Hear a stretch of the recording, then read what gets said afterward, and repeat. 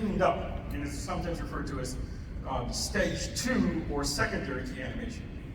Now, I talked about the Xerox machines, the tracing machines. The tracing machines are calibrated so that it will pick up black pencil graphite. It will not pick up different colors, especially blue, water blue, mizuhiro. It will not pick up that color. So if you look at the original line drawing animation sheets, you will see lots of hues of colors.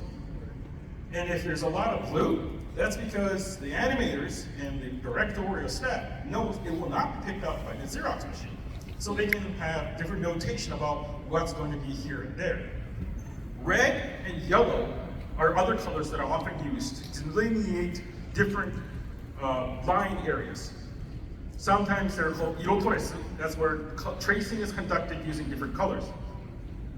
So if you have a lot of time and if you are interested, if you don't even have the money, you can find out about how animators did hand animation, analog animation, by looking it up on the internet. And as you are armed with the knowledge that Xerox machines back in the 60s and up until the digital transformation, you start to appreciate how much care is taken into line control. And we have a wonderful illustration coming, piecing together. And one of the important things I would argue is the fact that you don't need to have all the lines filled in perfectly. The human mind has the capacity to fill in a lot of blanks.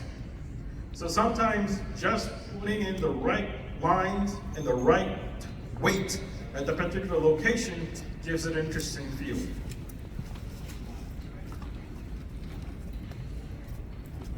With the transformation of digital production coming in, one of the big changes that happened was the coloring process.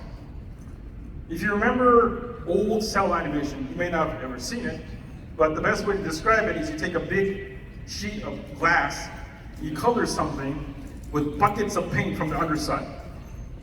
It's a slow, meticulous process. That's one of the reasons why certain shows, sometimes the coloring would actually flutter. And also, if you look at old school shows, you will notice that the cells actually are floating off the background because it's physically thick from the layers of paint that is used.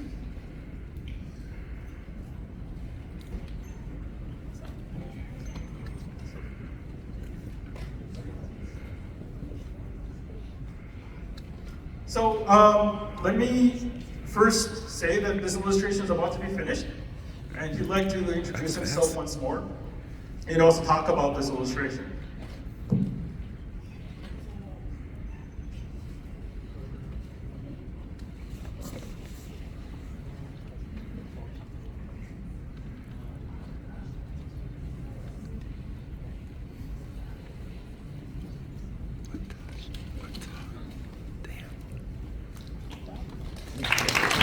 A round of applause, please. Thank you very much.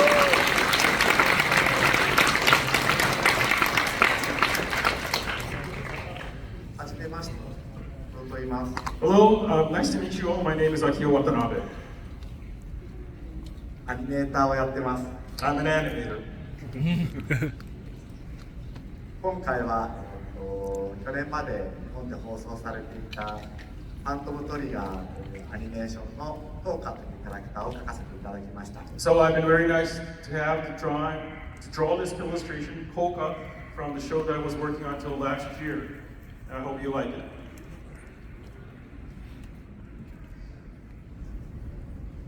この絵のポイントは、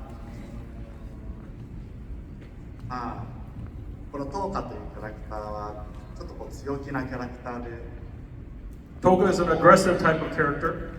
つり目なところがチャームポイントで、 Her eyes are slanted slightly up.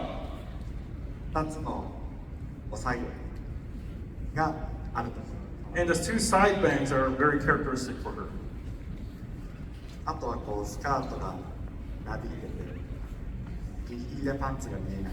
And I have it drawn here, of course, for the fluttering skirt. You just can't see that wonderful panties that you know that's there.